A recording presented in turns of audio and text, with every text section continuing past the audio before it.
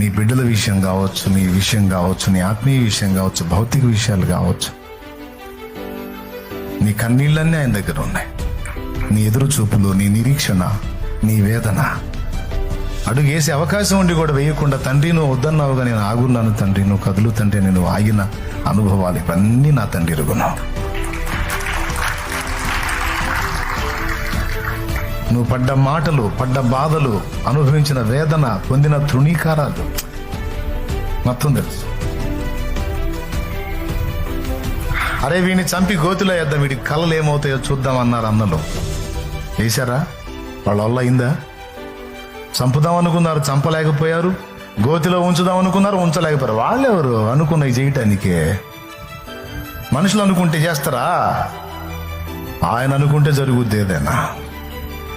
ఎవరనుకుంటే నిన్నేద్దామని పెద్ద గొయ్యి తవ్వినా